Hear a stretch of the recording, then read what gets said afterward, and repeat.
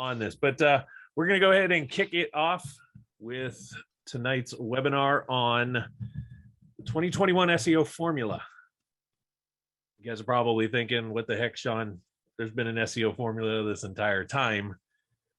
Well, I'm going to get into what we mean by the 2021 SEO formula. And even though 2021 is coming to an end, it is the pattern that we're seeing moving forward as we start to hit into 2022. And it really comes down to this right here, digital dominance. And tonight I'm going to kind of break down this blueprint of it. But when we really think about it, digital dominance blueprint is everything that we could possibly be doing digitally centered around your business at the core. And that's really what we're going to kind of dive into on all of it tonight. But a couple things. I need your attention, need you to turn off your cell phones, need you to get off of Facebook, Instagram, all those other social profiles. If we could have everybody mute themselves on here just to make sure that we're all kind of in it. Because if you're a real estate investor, if you're a real estate investing agent, if you're just an agent that's fun, you know,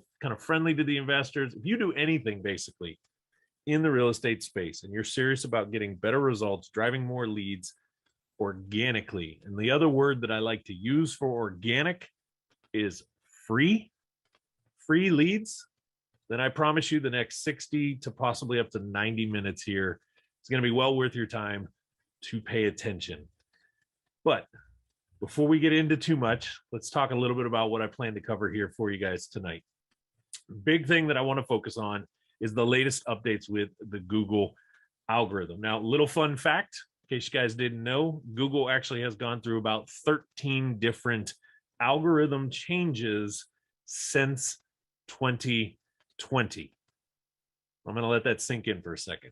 Google itself, their algorithm, the way that they decide who's going to get that top spot, has gone through about 13 different algorithm updates, changes, tweaks in the last year and 3 quarters. Now, their biggest algorithm update just happened to come back in June. And since June, we've been seeing a tremendous shift in the way some things are happening online. And I'm going to get into some of those tonight. I'm also going to talk about some of the stuff that you might have had in place prior to this big change and update that's actually hurting you, that could actually be hurting your overall results.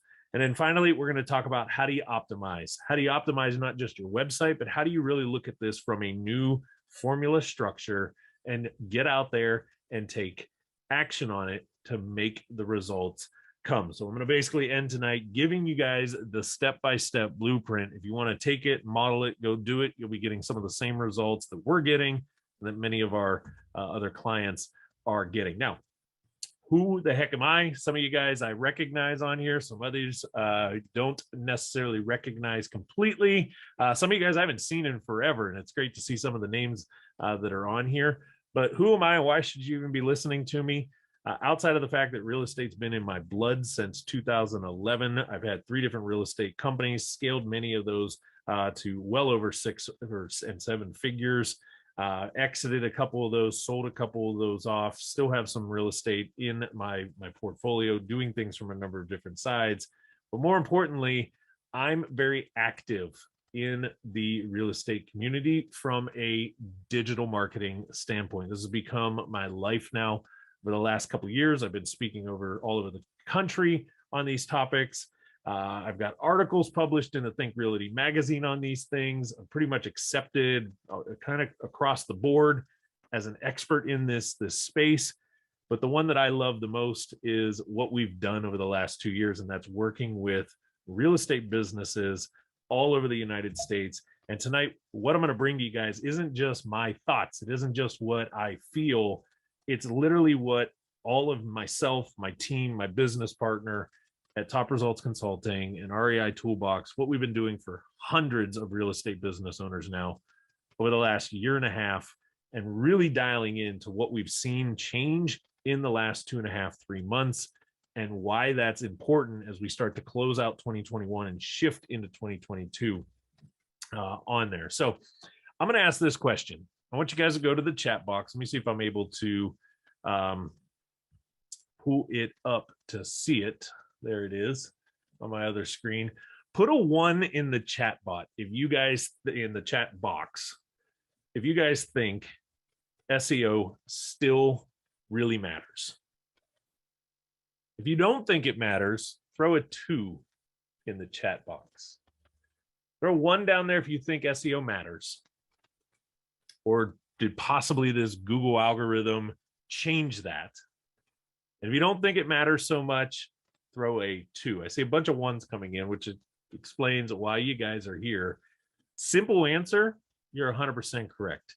SEO matters. Matter of fact, I'm going to kind of caveat from this for a quick second and say SEO matters probably more today than it did a year ago. Let that sink in for a second. SEO today is more important to real estate businesses, to service-based businesses than it was a year ago. We're going to get into some of the reasons behind that. One big one is what we just went through over the last year and a half from an economy standpoint, from a national, global standpoint, right? This pandemic, the way things kind of changed in business, it actually forced Google to do some changes that should have probably taken another 4 or 5 years to start to see the effects of. And as we study this deeper, as we start to look into why SEO is becoming even more important across the board, we're noticing that times have shifted digitally in almost like light years in comparison to what normally would happen if we didn't have the pandemic. It's easy to say that we are seeing things today that probably shouldn't have been around for another 4 or 5 years. And because of that, service-based businesses are playing catch up. Now, the good news is those that hurry up and make the shift, they're out in front of it. Your competition is probably sleeping, not maybe paying attention to this. You make a couple of these adjustments, you jump on the train now, you will surpass them and they will be playing catch up to you. Now, why does SEO matter?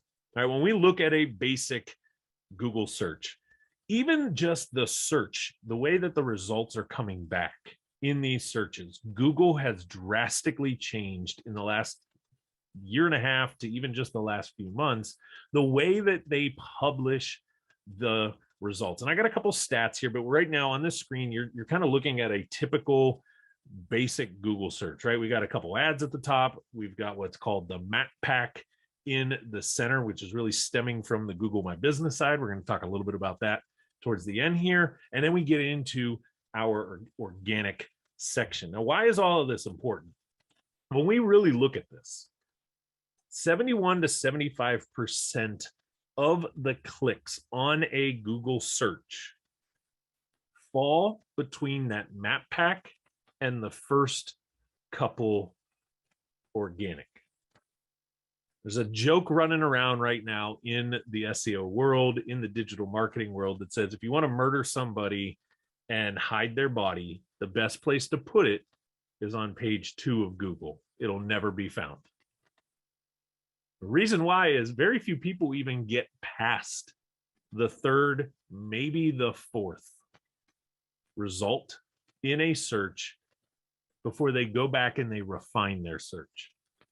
71 to 75% of those clicks are happening right here. If they don't find what they're looking for here, they don't go deeper into the pages. They simply just go back to the nav bar, type in some other phrase or some other variation of the keyword that they're using and the question that they're asking, and see if they can get a different result out of it. So why is SEO so important? Really, if you don't show up in these areas online, you're about as good as non-existent. Now, when we really break this down deeper, 67% of those people clicking in this area only will click on the top 5. So if we've got 2 or 3 Google Map listings and 2 or 3 organic showing, 67% of them are going to click right there, and that's it. They're not going to go any farther. So 71 to 75% of the clicks happen in this region, yet 67% of them say, this is it. This is the only spot that I will click. Now, this raises the question, why do I have the ads section? Where does the ads piece come into? Well, I can tell you this much. Ads is a kind of a second tier strategy into it. And one thing that we're noticing from an ad standpoint, I'm not going to get too deep into that tonight because we're not going to really talk too much about how to do ads. But one of the big elements to Google Ads is SEO, the power that your SEO brings, the authority that you bring with your SEO structure is doing 2 things. It's increasing your ranking ability in the ads, and it's increasing your costs, or decreasing your costs on the clicks. So what do I mean by that?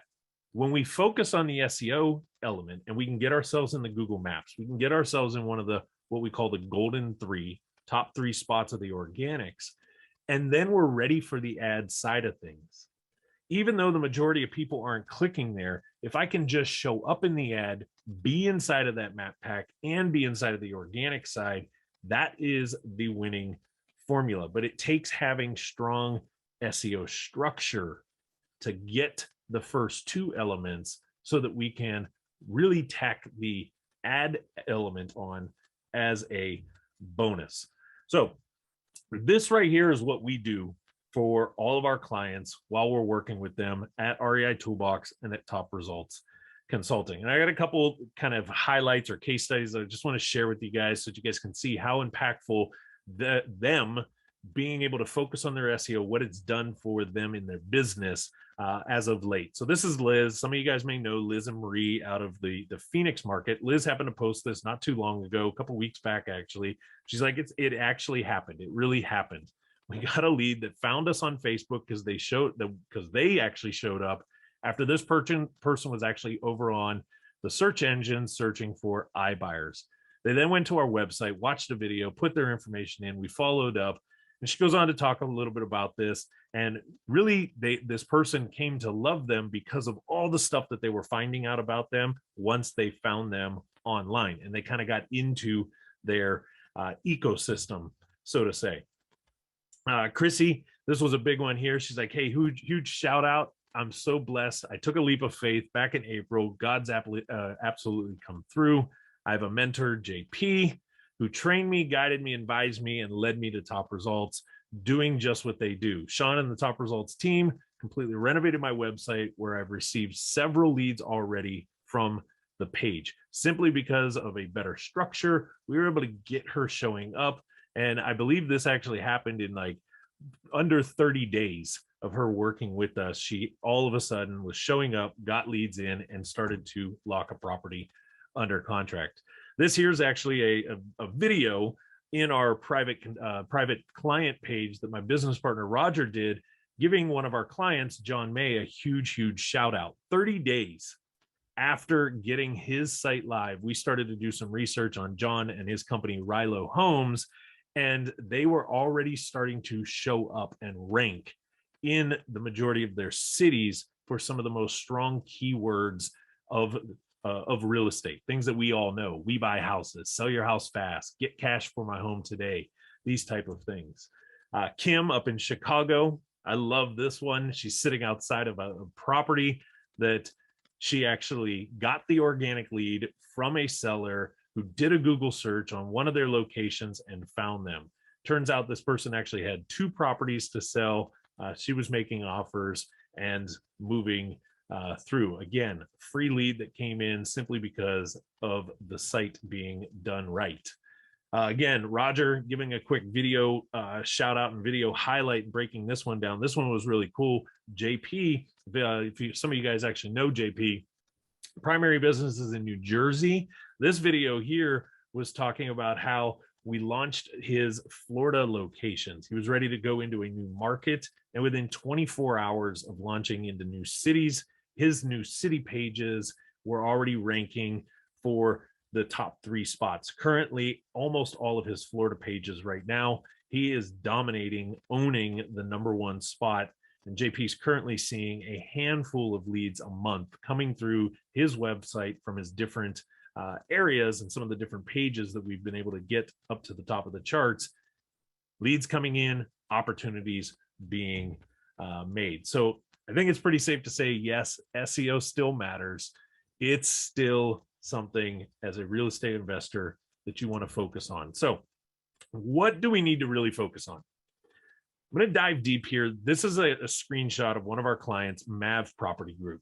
Mav Property Group is located in North Carolina. More specifically, their primary area is Charlotte, North Carolina. Now, Charlotte's a very competitive market, both offline and online. Charlotte's a very strong market from a real estate standpoint. There's a lot of competition in that area. But when we do, after working now with them we've been doing some stuff for them for probably about 2 years at this point.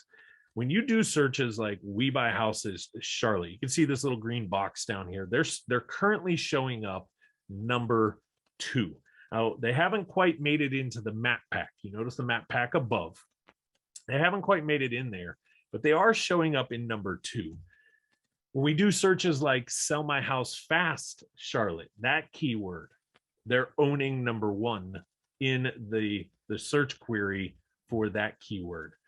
"We Buy Houses Charlotte, North Carolina," you notice they're holding the #1 spot. And if you actually look through some of the different brands that are underneath them, you notice back here actually on the second one, "We Buy Ugly Houses nationwide franchise" is actually in the #2 spot. So they're actually beating out a nationwide brand for that particular term. Now, taking a snapshot, Ahrefs is a tool that we use to kind of evaluate and see which keywords we're currently ranking for, where we're sitting at, what's some of that traffic.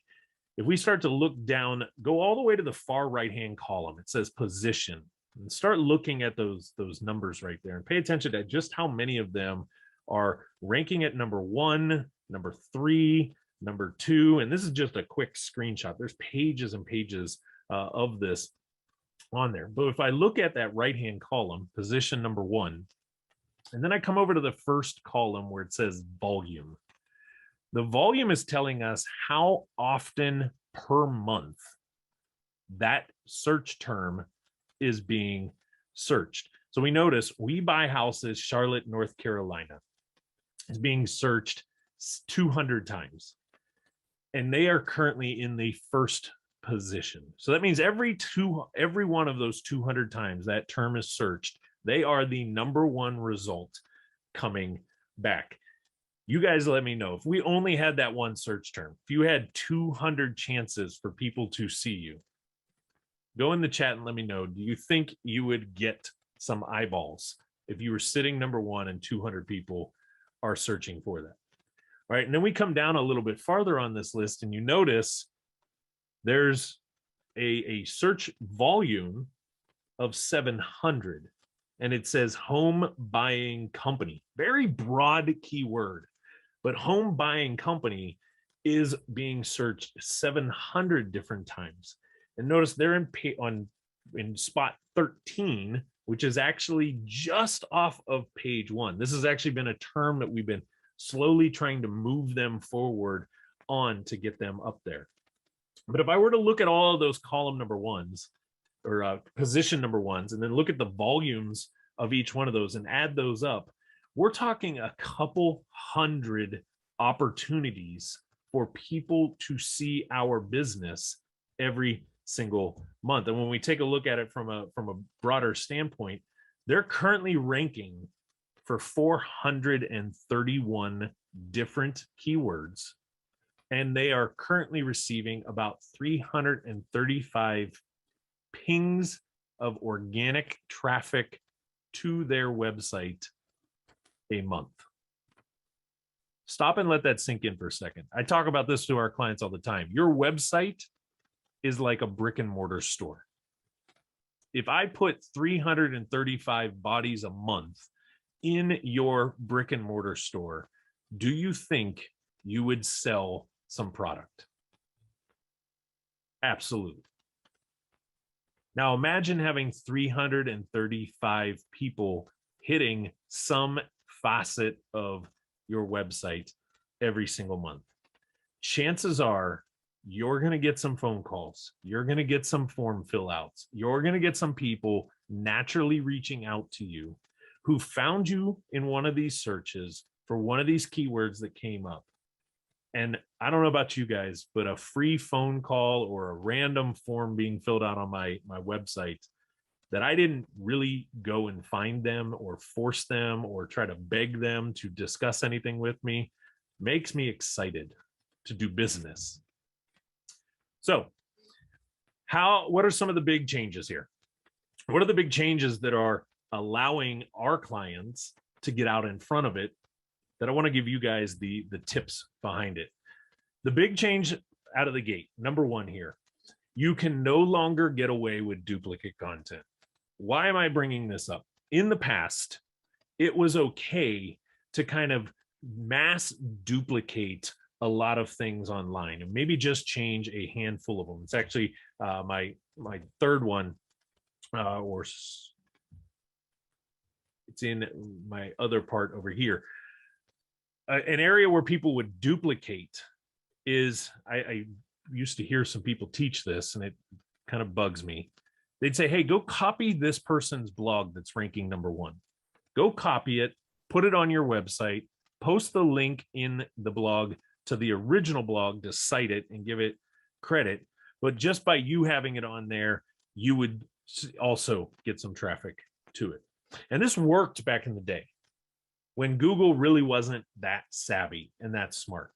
But through their different algorithm updates, they're starting to notice their spiders are getting a little more sophisticated, and duplicate content, the same content on every single page of my website, the same content on mine that sits on somebody else's that's verbatim. Duplicate content is actually starting to get penalized. And what Google's doing is they're giving the person that had it out there first, whatever was the first publish date of that person gets to keep that content, and they're starting to strip away and remove others who have very similar or the exact duplicated content. The other big change is low quality links that are pointing back. This is one that actually can hurt. In the past, it used to be taught, hey, go get a bunch of links pointing back to your website. Go set up a bunch of profiles online. Go reach out to other people and just tell them to put, it doesn't matter who they are, just tell them to put something about you and your website on their site and have them point back to it. The problem with the low quality links, Google is starting to become very focused on strong authority. They want the experts. They want the individuals who have a lot of trust, who carry a lot of kind of authority in the space. They want the experts at the top. That's the individual that they're looking for. When they look at a business, they want to know that you are the go-to. You are the sole kind of owner of this area. And when we have low quality links, so if I've got a crap website out there that has no real authority to it, I haven't done the right things to it, and I put a bunch of links on it pointing back. This was actually a strategy in the past. They called them PBNs, or kind of link banks out there. Google's looking at that and saying, it's kind of a black hat strategy. This company must not be very reputable. They must not care very much. They must not be very expertise-like, right? They must not be legit, because they're over here trying to get a lot of kind of power off of things that really aren't quality. Therefore, they're going to penalize it. So we've actually started to pay attention and really kind of consult our clients and the ones that we're doing the work for them. We're very, very picky on the quality of the site. What is the scores? What is the domain ratings? What kind of traffic? When I look at like somebody like Maverick Properties, when we go build links for them, Maverick's ranking for a vast number of keywords. I want to make sure that the link that I'm going to get from another site pointing back to it is also a site that's ranking very well, that's got a lot of strong SEO positions, got a lot of strong traffic coming back to it. I don't want to go give it to a brand new website that Google really doesn't know too much about. The other big one, this is a big change since June, Google Maps, or more importantly, Google My Business, has become a major factor in the organic rankings. There's a lot of businesses out there. We'll talk a little bit about some stats here in a minute. There's a lot of businesses out there that aren't even leveraging Google My Business to the right capacity. There's a lot that haven't even gone and claimed their Google My Business listing. But Google itself is really looking at Google My Business and Google Maps as a major ranking factor. They want to reward those that are optimizing their Google My Business profiles, that are leveraging that tool, because Google's really seeing that tool as a very kind of solidified way to say this is a quality business. To get your business on Google My Business, to be verified, they go through some checks, and they basically are kind of putting their stamp of approval that if you're a Google My Business verified company, then we trust you more because you've made it through these past checks. So having a physical office to rank well on the Google Maps has become a big thing. They want to make sure it's legit businesses. Back in the day, we used to say, hey, just use your house and then hide the address. Or if you don't want people to know your address out there, then don't put it, but you won't become verified on there. Google's basically seeing that as, what are you hiding from? Why don't you want this? Why are you in business without an actual office? And some ways that people were kind of working their way around it, we're going to get deeper into this here in a second, was trying to find virtual offices. So let's break each one of these down like super granular and give you guys some tips here. Why can't we get away with duplicate content anymore? Simply put, real estate companies, like many of you guys here on this call right now, you guys service a very kind of niche area, a very small radius, right? 25, 50-mile radius at most. Inside of that radius, there is a lot of cities and towns. Now, why duplicate content doesn't work is because there's nuances, there's specialty things, there's uniqueness to each of these cities and towns. And Google's change is really focusing on the local level search. They want to make sure that if I'm currently I reside in Chatsworth, California, it's a small town inside of Los Angeles. I'm here in Chatsworth and I'm doing searches.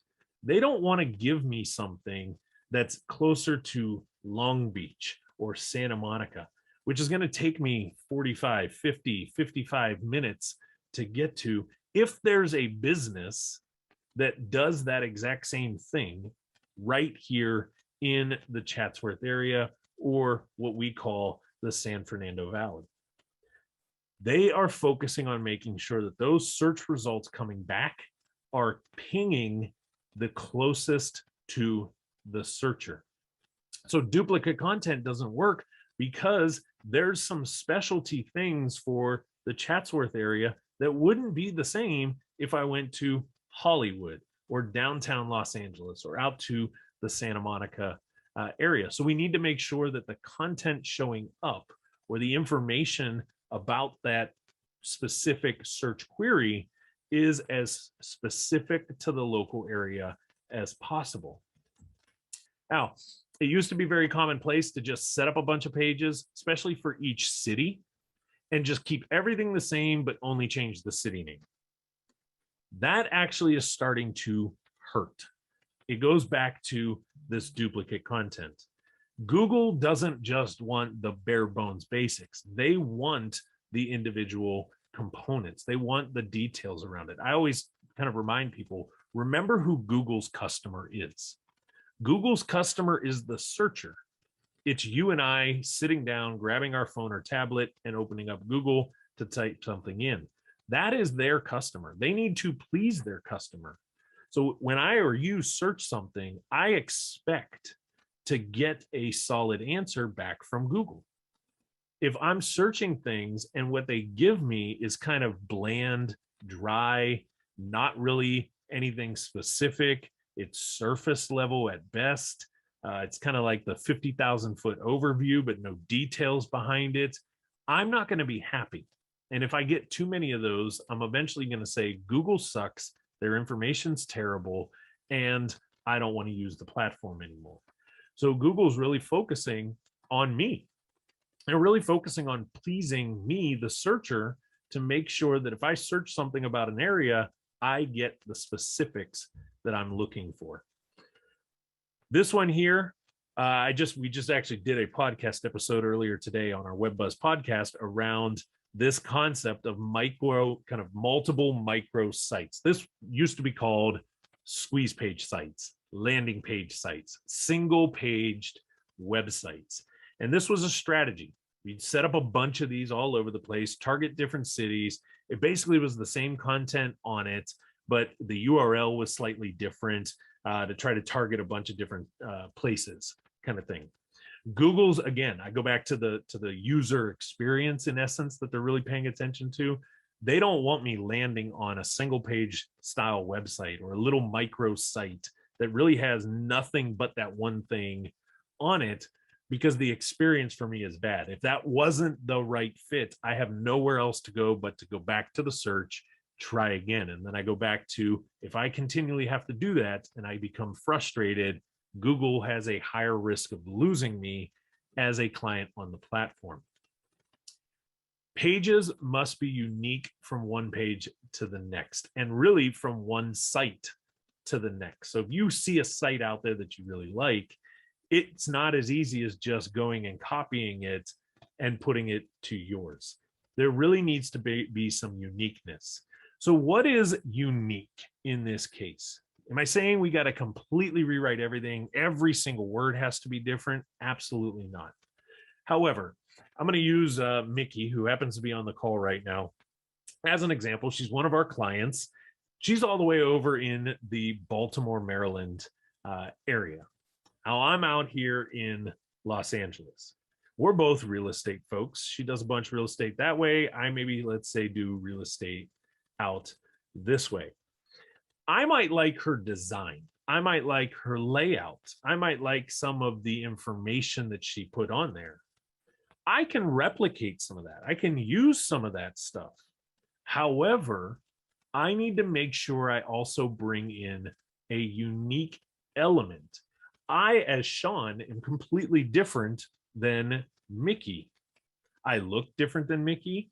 I care about things that maybe are different than Mickey. My business model, what my core values are different. And I know this is something Mickey's been paying a lot of attention to with her business and really on her website, and bringing in things like videos that are very unique to her team, the way that they structure, the way that they operate, videos around her properties and the projects that they're working on, right? That is a very unique element that nobody could replicate and steal. That's the unique element that Google is looking for. It's specific to that brand. It's specific to the area. And so, too many low quality links. I'm going to kind of break this one down a little bit. This one could get a little tricky, so I'm sure you guys are going to have some questions at the end of this. So if you do, just kind of write those down and be ready to ask those when I open up for Q&A here at the end. But it used to be all about links, and it really is still today, like the number one way to power up your SEO, to really build a lot of authority online, is to have a good link strategy happening. What do I mean by links? Take yourself out of digital marketing here for a second. Go to corporate America.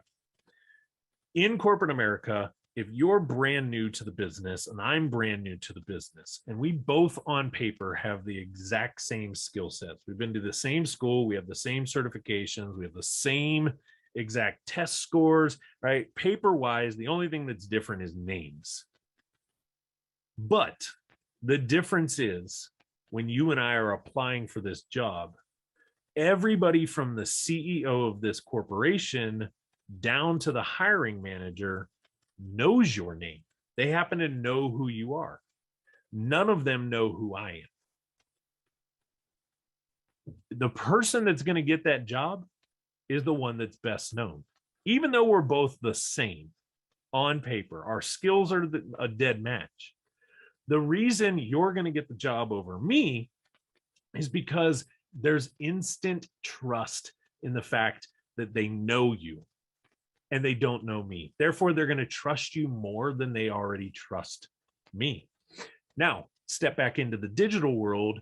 Links are the CEOs, the CFOs, the COOs of corporation. They're all the raving fans in that kind of chain of authority there in the corporate space online. Websites today get ranked. Google gives a score to every single domain out there. So yourdomain.com is what gets rated. And it gets rated from a score of 1 to 100. 100 being perfect, 1 being we at least know you exist.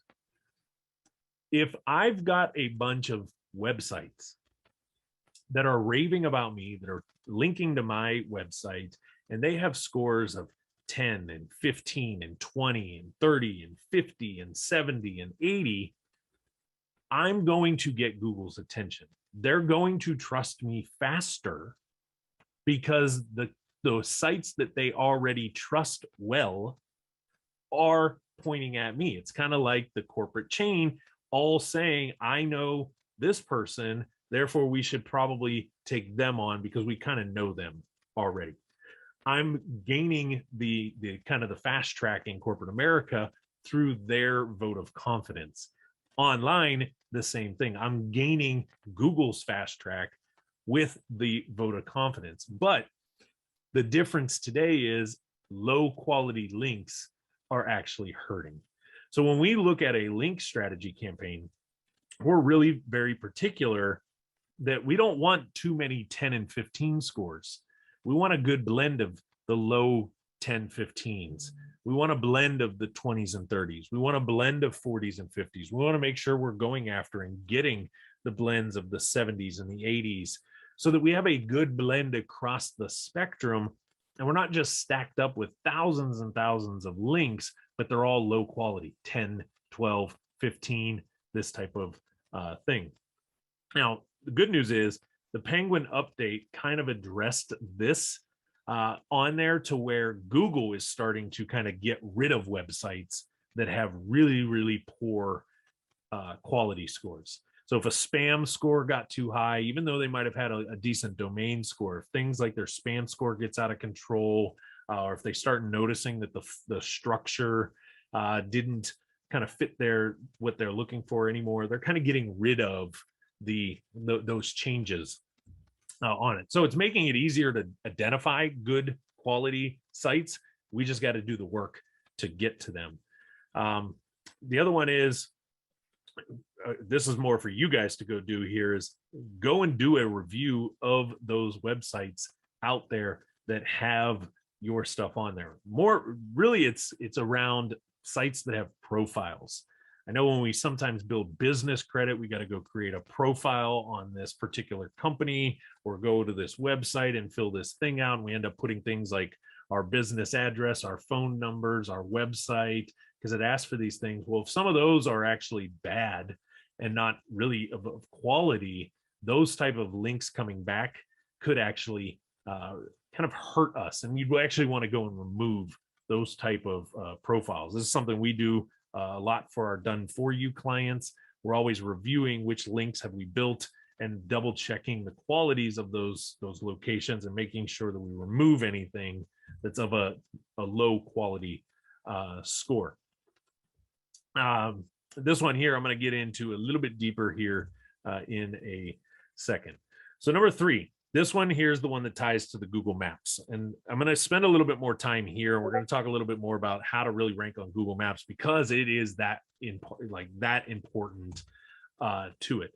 Google Maps has gone through a major change since the late Pigeon update. And the biggest one was your primary address has to be local to where you're trying to rank. Really, the address kind of took a toll here. Google started to look at the GMB listings that had multiple fake addresses. They're really pushing to verify the address, that primary address that you put on. I can tell you this much. I literally made a change to just the way that the street name was written on ours about a day or two ago. And just by changing the way that it was written, because I noticed the way we had it written versus the way like USPS or UPS, anytime we mail something, I noticed the style that it was written was different. So I wanted to change it to make sure it matched that. And just by changing the format of it, Google immediately put our profile, our GMB, back into a review status. And we have to wait for them to review it to give us back that verified element. That's how important something as simple as the address. Now, in the past, we used to actually consult on this and say, hey, go use a UPS store or a mailbox type place, a virtual office, something like that. And that back then worked. You could go to the UPS store, get yourself a mailbox there for like 20 bucks and use that address as the business address because you could get mail delivered there. Google's going away from that. For your address to actually work as at the GMB level, it needs to be an address that actually has a way to have something shipped to it that is not just a box. Google's gotten smart enough that kind of know all the UPS store addresses. So even though we've got the address and then we've got this like suite number or box number or something like that, that is not working anymore. However, what is working? What are some alternatives here? Organizations or places like WeWork, Regis, some of the co-working office spaces, they will have virtual office rentals. That is actually able to work in this space of virtual office only because there's an actual receptionist there. It's a known address that has multiple businesses in it. Our corporate office is actually under one of these. It's based out of Reno, Nevada. We're not in Reno, but that's where our office is based out of, our corporate address. And there's probably 200 or 300 companies that are quote unquote registered to this address. The reason it works for us is because that address actually staffs a receptionist at the front that if somebody were to come in and ask for top results, they'd be able to guide them into how to contact us. If something got mailed there, they can scan that. That person can take that, scan it, get it to me or get it to my business partner, Roger. Because there's a receptionist there, it works. Now, WeWorks, Regis, some of the other kind of co-working, co-share type office places, they have these small rentals for the virtual side. If this is going to be a focus for you, if you really want to kind of own and start ranking in the Google Maps, I would encourage you, even if you're going to work from home, I would encourage you to look into renting one of these virtual office spaces. Sometimes they're as cheap as about $30 to $40 to maybe $50 a month to have it, because it's going to give you the leg up.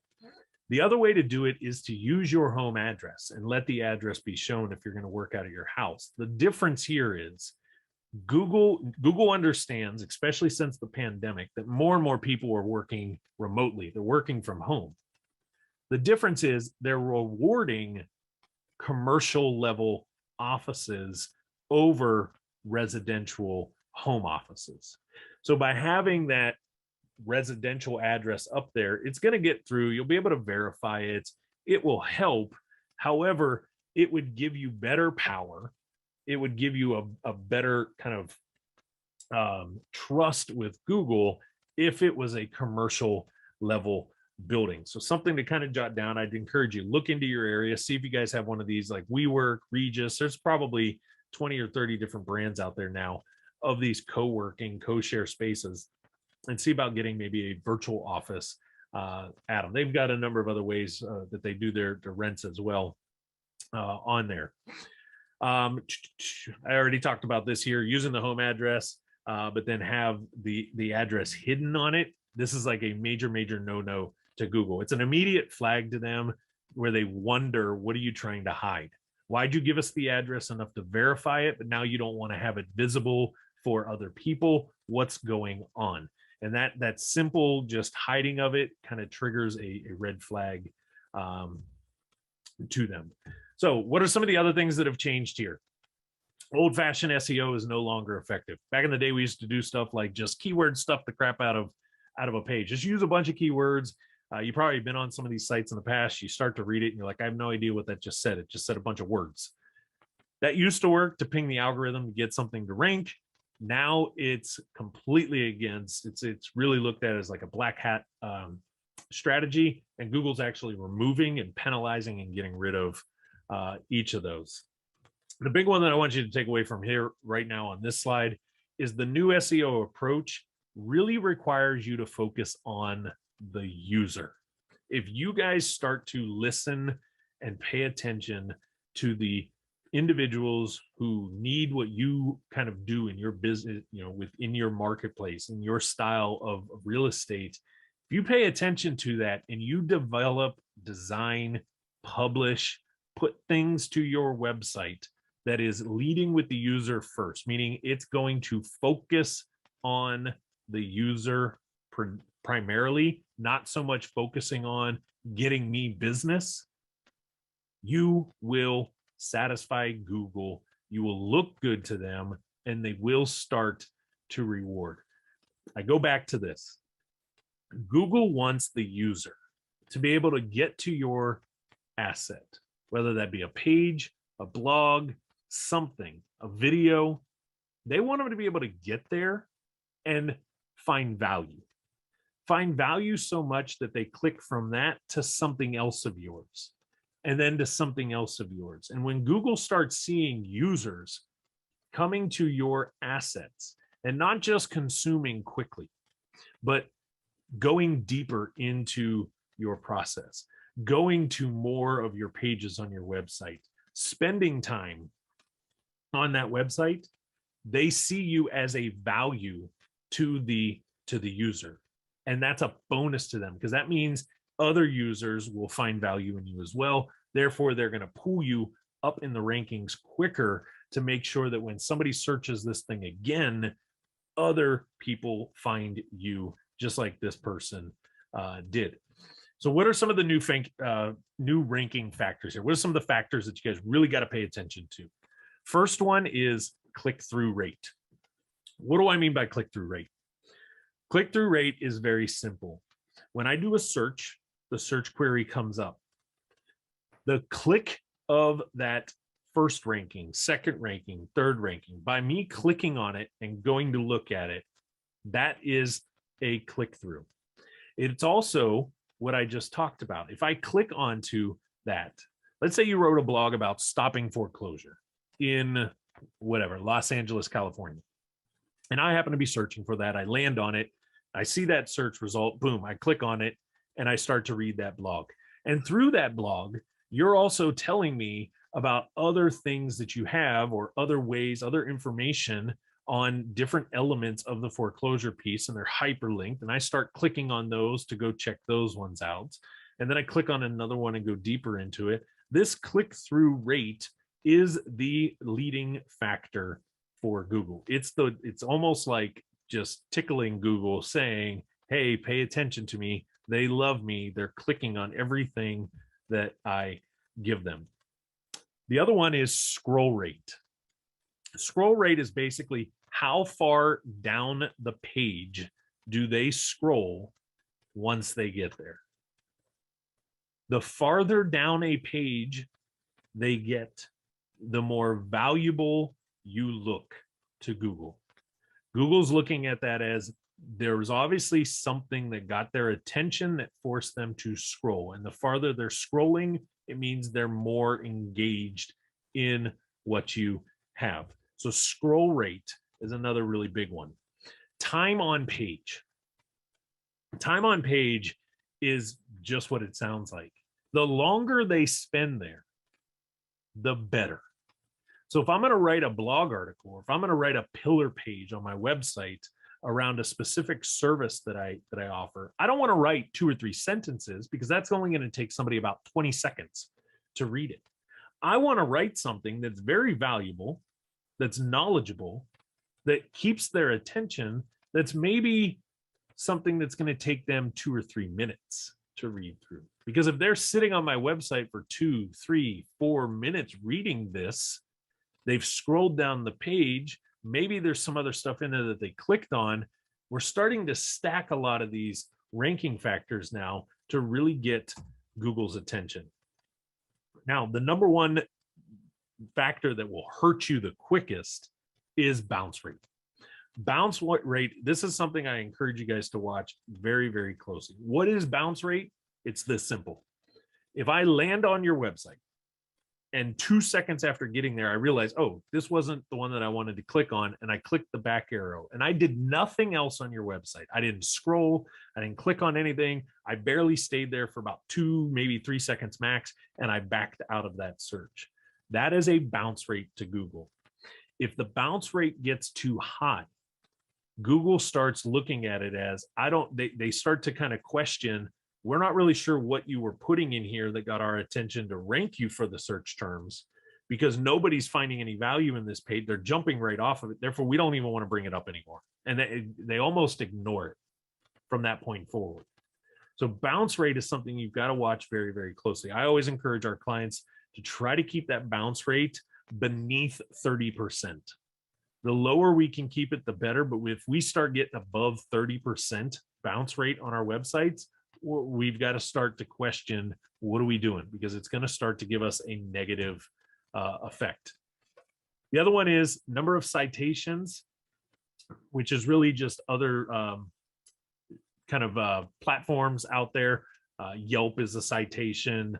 If you were listed on Zillow or something like that, that'd be a citation. But the big one is reviews. I'm going to get deeper into reviews here in a second, especially from a GMB standpoint. Reviews is a huge ranking factor. And I'm going to tell you guys, here's how powerful reviews are.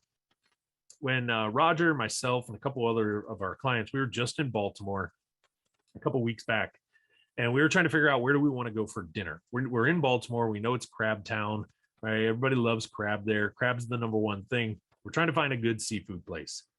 All we typed in was seafood restaurant Baltimore. And immediately the Google Map section comes up. We start scrolling through the Google Maps section, and when it literally was the reviews of this place that made us pick it. We didn't know what it looked like. We didn't even know where it was at. We didn't even look at their menu. It was just the mere fact that when we were scrolling through those Google My Business rankings, this one stood out. It had 4,400 reviews for this restaurant, and it was carrying a 4-point-something star rating. It was almost 5 stars with 4,400 reviews. There wasn't another restaurant that came up in that search that even remotely came close to that many reviews. And we literally looked at each other and just said, if it has that many reviews and it's over 4 stars, it must be worth going to. Let's go. And I'm not kidding. When we pulled up to the place, had we done it in reverse, had we decided on the place, drove there, we probably would have second guessed going in. We probably would have wondered if we need to pick a different place, because it did not look good. It did not look like a place that people would rave about. But because the reviews caught our attention initially, we overlooked all of that stuff when we got there. Hands down, had a phenomenal dinner. Reviews for every business. That was a restaurant example. But think about what you do as a real estate investor, a real estate specialist. You're helping people with some of the most stressful, irritating, and downright embarrassing sometimes situations. They want to know that others have found value in you, that other people trust you, that other people have had a good experience. These reviews are huge. Google looks at it the exact same way. If you've got good reviews, you've got a lot of them, you must be kind of creditable, right? You must be an expert. You must have some authority if that many people are raving about you. Therefore, we're going to help you in the rankings because of this one little factor right here. It's not the be all end all, but is a huge piece to the puzzle. So do a quick little kind of review here, and we're getting close to being able to open up for some questions for you guys. But number one here is figure out the most important keywords that are based around your service area, and really understand what the search volume is. I'm not going to get into how do we do keyword research tonight. We'll probably do some other webinars in the future on this topic. Roger and I have done a ton of episodes on the Web Buzz podcast where we've gone into some easy ways of doing, some quick ways of doing keyword research, and then some a little more advanced ones.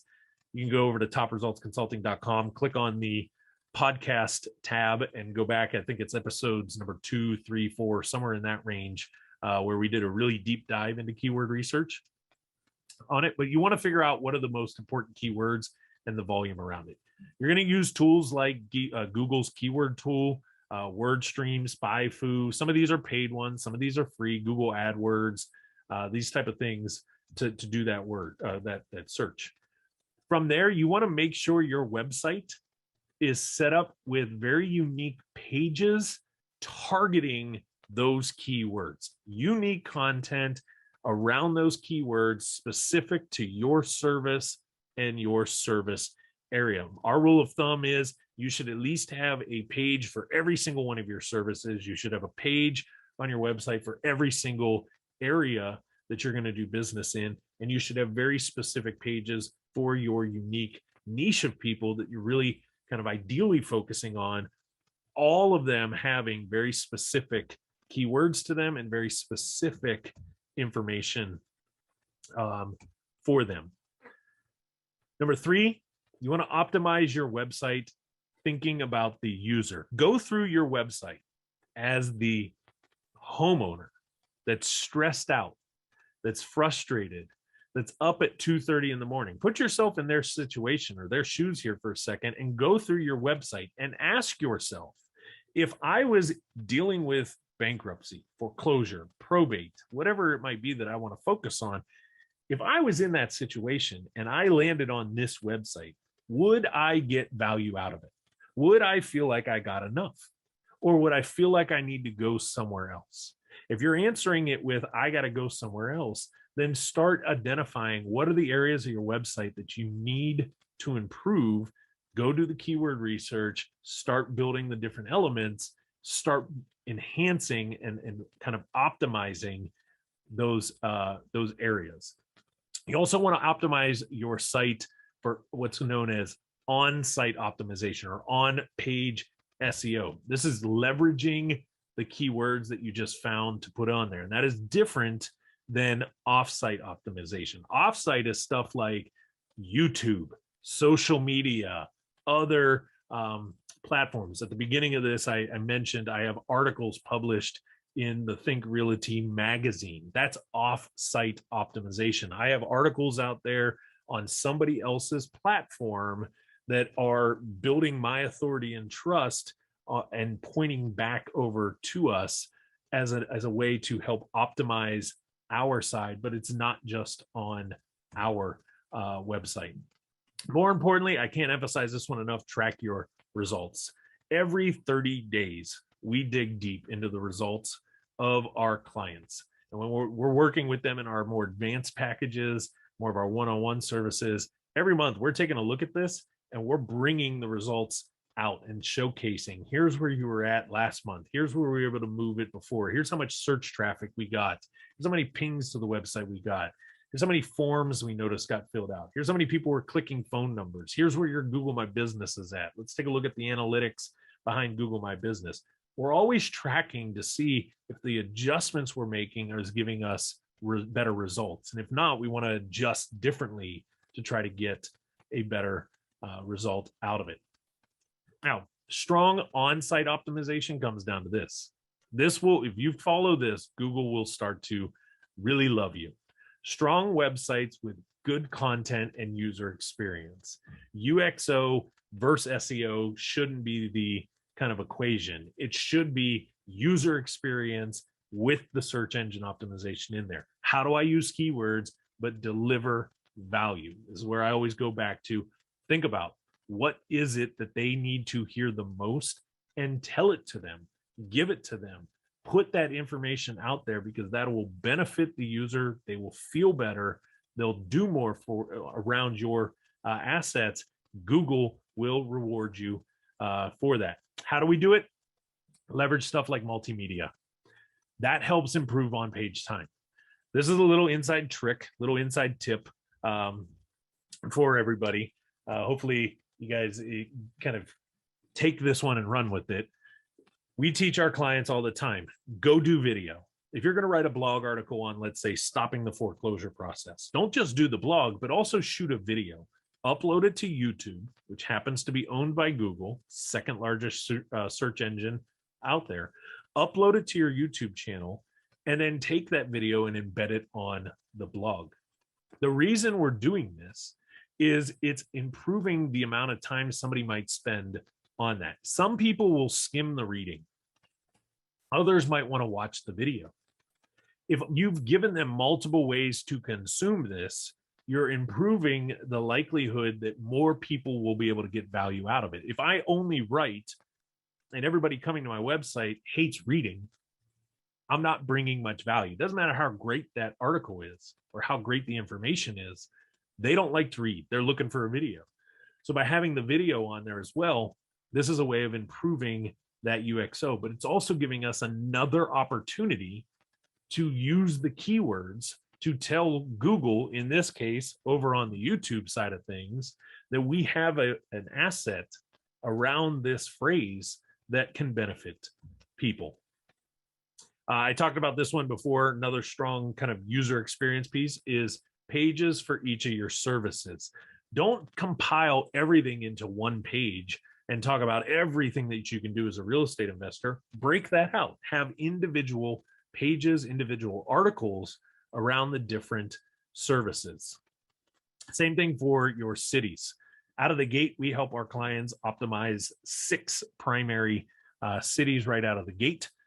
For it, again, we're pinging the local level when we start to do this. Another one is keyword in the title. This is known as the H1 when we code. Your title of that page, the title of your blog should be the keyword.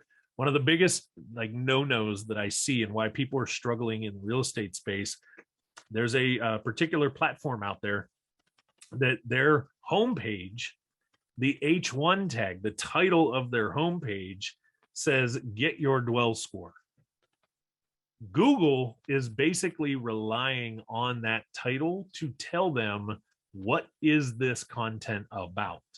So a real estate website that says, get your dwell score in its title tag under its H1, Google thinks this is a dwell score company. This is a company, this is a website about dwell scores. So it's going to only try to categorize it when people are searching for things like a dwell score. Well, we all know that dwell score it's not even really a real thing. It's something that this platform happened to come up with. Nobody's really out there searching for dwell score. So would that website ever show up? Probably not. And it's simply because Google is confused as to what it actually is. So really pay attention to your keywords, your titles, make sure they've got the H1 tags around them that are appropriate to what it has. The meta description has to sell the click. What do I mean by the meta description? If you guys actually look into the background of this slide, there's been a background image that's been consistent throughout this entire thing of a Google search. And it says, the 2021 SEO formula for plumbing and HVAC and home services. And the small text, on this webinar, we're going to cover how to set up your website and all this stuff. That is the meta description. That meta description has to sell that person. It has to kind of entice them and make them want to click. So you want to make sure the meta descriptions for each one of your pages is written in a way that sells it. So when it shows up in search, people actually see it enough and read it and say, ah, I got to click on that one. This one here is huge. It's called the NAP, name, address, phone number. Your name of your business, the address of your business, the phone number of your business needs to be in the footer of your website. The footer is the very bottom section of it. The NAP is a huge element to Google. Name, address, phone number. You want to make sure this is consistent everywhere that you put the name, address, and phone number of your business out there.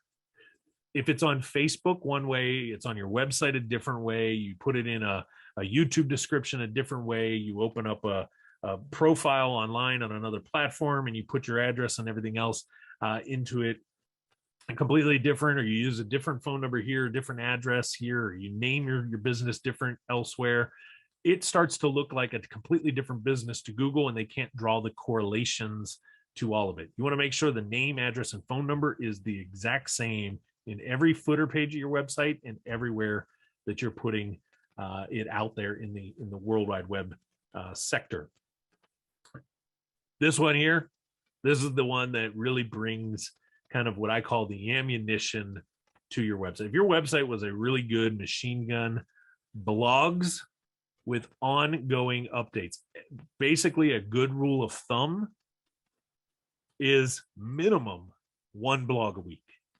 In our more advanced packages, when we're working at a very advanced level with SEO, really getting our clients kind of sped up to the results quickly and keeping them there, and I'm really owning number one across everything, the MAV property group kind of example, we're publishing 8 blog articles a month. That's 2 a week going out for that brand. Google wants relevant, consistent content coming out because they want to make sure that the most recent information is what is available for that user, for that searcher. So how do we do that? We're always publishing new blog articles, even if it's the same topic that maybe we wrote on last year at this time. We're still going to write it again, but we're going to write it now that it's 2021. And we're going to write about some of the uniquenesses that maybe are out there. Things changed from 2020 to 2021 in a number of areas, especially when we start looking at things in the real estate space, like the moratoriums and some of the other restrictions that were out there. Things are changing, therefore the content needs to change to make sure people aren't reading something that's old and outdated. So blog consistency, if you could write that down as a goal, it'd be 1 blog article a week going out and being published to your website. Now, from an off-site element, go claim and optimize your Google My Business listings. The other thing that you guys can be doing is go out and start setting up online profiles. That's what citations are. Go out and set up online profiles in different elements that make sense for your industry. If you're a real estate agent, you want to make sure that any organization out there that is for real estate agents that you've got a profile on it. As an investor, any agency, any program, anything that's out there that has like a membership database, your local chamber of commerce type organizations, anything that you can do to create a business profile online, you want to go create a lot of these out there. Those are a lot of noise being built up. This one right here is really huge. Build up your online reviews. If you haven't really done much and you don't have sellers or contractors or people that you've done deals with to go to, then start going to as many friends, family, associates, real estate agents that you've done work with, somebody that at least knows you and can write something positive about you, the person, you, the owner.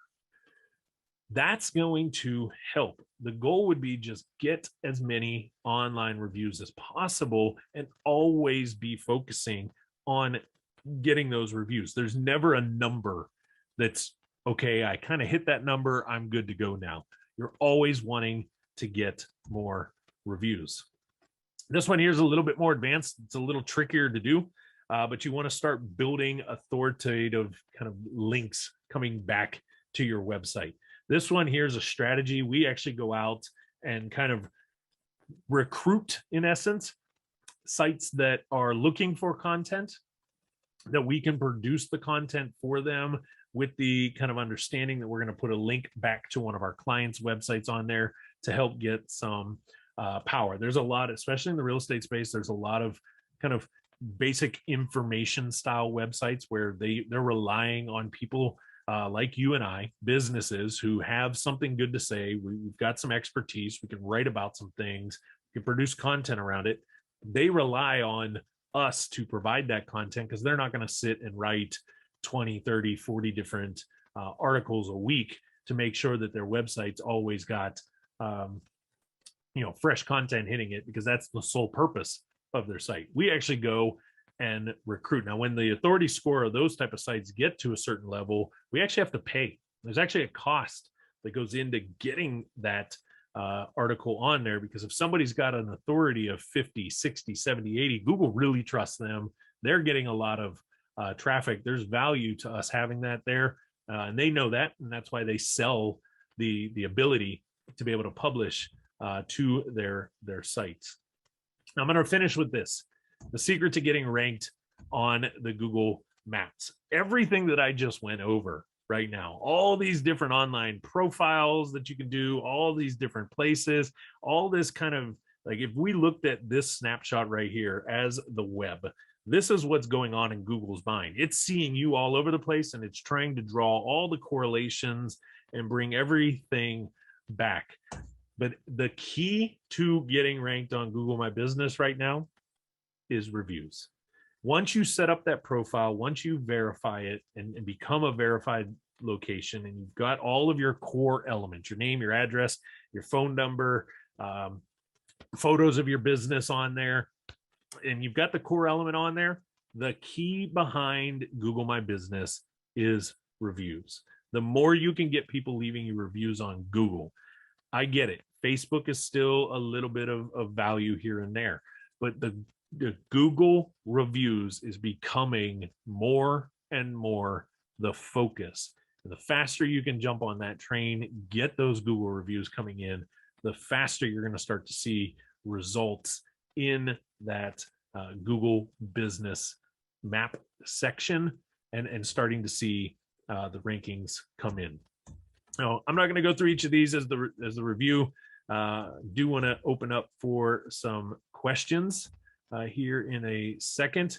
But before we get to the questions, I do want to throw this out there. If you guys are looking at this, if you kind of got this information, you're like, man, this is a lot, and I want to just double check what's going on with mine, we're offering right now a free SEO review. On that review, I'm going to analyze your online visibility. We're going to pull in a couple tools, kind of like I showed you with the MAV property group. We'll be able to see what keywords are you ranking for, what kind of traffic is that bringing to you, what's the authority score of your stuff doing. We'll be able to kind of look at from a ranking report and kind of show you where you're currently at. We'll be able to analyze some of the online reviews, the reputation, some of the stuff that's out there. We can help you analyze the social presence. We're going to also spend a little bit of time and analyze your website conversion effectiveness. What does it look like? Is it focused on the user? And out of that call, I'm going to give you basically, here's what you need to go do. We're basically going to take a look at, here's where you're at. Here's the changes that you need to make. And if you make these changes, these are some of the results that you should start to see. If you guys want to kind of jump on one of these calls, it would be private. You, me, that's it. Possibly my business partner, Roger, would jump on those as well. We'll be on Zoom. We'll share the screens. We'll kind of dissect it all. Take about 30 minutes or so. Head over to the link that you see down at the bottom of the screen here, just reitoolbox.com, reitoolbox.com, and book yourself a breakthrough session. On that, we're going to dive deep into this SEO analysis and really kind of give you the exactly what, if you were going to be one of our clients, here's what we would tell you to do. Here's what we would go and do, and go from there. Give you that report so that you can kind of take action on it and start to get some results. So with that, I'm going to actually de-share so I can finally see you guys. I've been sitting here for like the last, I don't know, hour plus with nobody in front of me. Sometimes I wonder if anybody was even there and listening, but I'm going to expand this out. And nobody's got the cameras on except for Mickey. I love seeing Mickey, but I'm going to open it up to questions. If you guys have anything, feel free to unmute yourself, ask away. If nobody's got any questions, that means I either did A, I gave you too much and your like brains are dripping and you don't know what to do, or B, I gave you all the answers, you're all golden and you're perfect and you can go make it happen. So I'll open it up. Who's got some questions?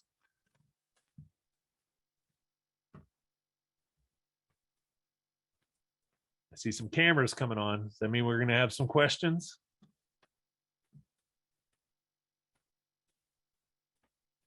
No, nobody's got any. All right, then. Must have been a perfect webinar. Mickey, what do you think? Was it a perfect one or something? I think Ibrahim has a question. Go ahead. Yeah, I had to step away because my kids were screaming, so that's why I still had the microphone on. What's your question? One of the questions is like, how do you find what's the best free tool out there to allow you to see your ranking, see like what's the weight of your page? As far as kind of seeing where you're at on there, the only one that's free that'll give you some data. It's not going to give you a ton. Again, free tools, they're just that. They're free tools. Right. That's the trade-off. It's free. We're not going to get the most accurate or the best data out of it. But it's called Moz, M-O-Z. It's a plugin that goes on to Google Chrome. You can attach it as a Chrome extension, and it will give you kind of the basic. It'll give you what your domain authority score is. It'll tell you how many links it's been picking up out there that it sees for you. It'll show you what your spam score is. It's not going to get too deep, though, in the free version of it on, hey, what are the keywords that you're showing up for? What aren't you? That's when we start getting into some of the paid platforms.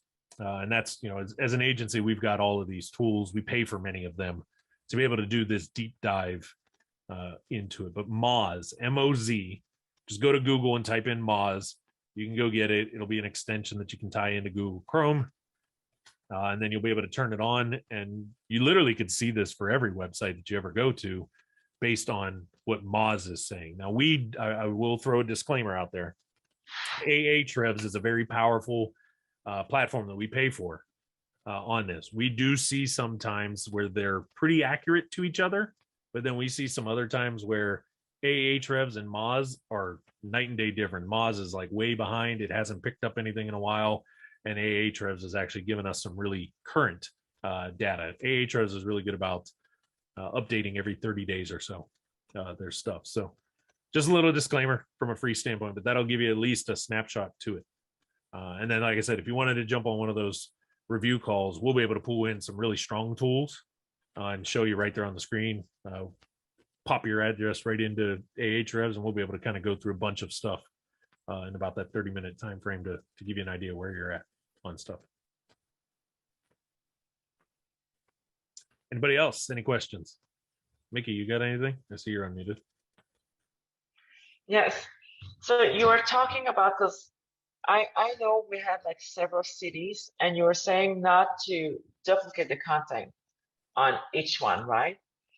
I guess it meant that for each city, you do different pictures, like you geotag different pictures specifically for each city. But what about the content on that page? Should it be so different? First things first, picture, right? I didn't mention this earlier, but when we're talking unique content for the location, just having photos that are actually of that area where you physically went and took that photo in there, and it's now geotagged and the meta description to that is showing and pinging that area, that's a big plus to Google. So having background images, having photos of, on the page specific for that location, that's going to be a bonus. The other thing that we encourage on there, Mickey, is very similar like you've done on some of your other pages. But let's say, give me one of the towns in Baltimore. Not Baltimore City. Give me one of your other Silver Spring. Silver Springs, right? Maybe there's something unique to Silver Springs. Maybe there's a let's say there's a famous memorial that everybody knows about in Silver Springs. Well, bringing a picture of that in there and writing something in there about that. Maybe there's something specific, you know, a unique element to real estate in Silver Springs that doesn't exist somewhere else. I had this back in our Ohio market, where the city of Girard, which is in the overall city of Youngstown, it's on the outskirts of it. The way Girard operated from a tax lien standpoint was completely different than how the city limits of Youngstown operated. So I could write some very specific things around being behind on taxes if you're in Girard mailing district, right? Versus Youngstown mailing district. Does that make sense from a unique, from a content standpoint, right? Yes, yes. Same thing. It also comes down to you. Maybe you focus on something in Silver Springs that you won't focus on in, and you don't really, your business really isn't kind of geared to be part of in, let's say, Baltimore City. Maybe Silver Springs, you want to do more single family homes, but Baltimore, you're more focused on row homes, townhomes, right? These type of things. You got to blend some of that information in there to make it unique to you, the brand, and you, the area. Okay. Okay. Thank you. Anybody else? Going once, going twice? So for the videos earlier, you were saying that it's good to have your unique videos into your blogs so that can drive more traffic. Not that the video is going to drive more traffic. What we're doing with the video is we're enhancing time spent on page. If I wrote a really good blog and it's got some really good information in there, but the person and the individuals that keep landing on it, they're stressed. They don't have the time to read. You know, let's say that blog is 2,000 words. They don't want to read all that information. They want the quick stuff.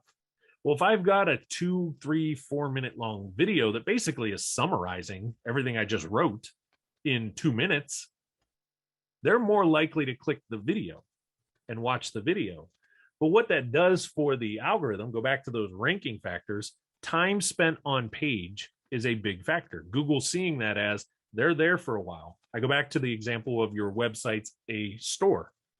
If somebody's standing in your store for 2 minutes versus the person that walks in the door and walks out, the person that stood there for 2 minutes is more valuable to us. They're more likely to catch something that they're intrigued by, want to take it up to the register and maybe buy it, right? Same thing on the website. If I got them there for a minute, 2 minutes, they're watching the video, there's probably, I might say something in that video that's going to intrigue them that makes them go, you know what? Let me go ahead and fill out the form that I see here on this page to get some more information from them. Or maybe let me click this up here and call them, or I see their phone number. Let me go ahead and, you know, call them right now. Or maybe there's a chat bot that pops up on your site as well. Well, let me go ahead and chat with them because they spent enough time, they watched that video, they're kind of buying in now too. They're starting to realize you actually know what you're talking about, but they didn't want to read it before. We do this also not just with video, you can do this with infographics, images. Liz and Marie is the one that comes to mind. Matter of fact, I wasn't planning on doing this, so I didn't have it pulled up. This is a really good question.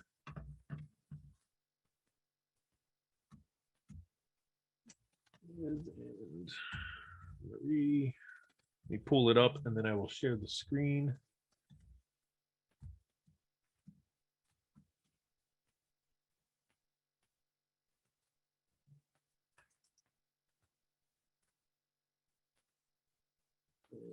And here we go. And you know, Sean, what I want to say is we tend to forget that not everybody likes to read. but also it's just different medium, right? It's just like we are diverse, and some people are just super visual, and so for visual, they love video. Like they really do just love videos. Absolutely. So I'm going to share this. And Mickey, give me a thumbs up. You guys see Liz and Marie's site? Yep. Okay. So I'm going to actually notice, right? We get on this particular page on their site. There's already a video right here. But as I scroll down, right, we got some testimonial videos for me to watch. As I scroll down, everything that this video up here was going to kind of explain to me, and what they've written on this site basically gets summed up right here in this infographic.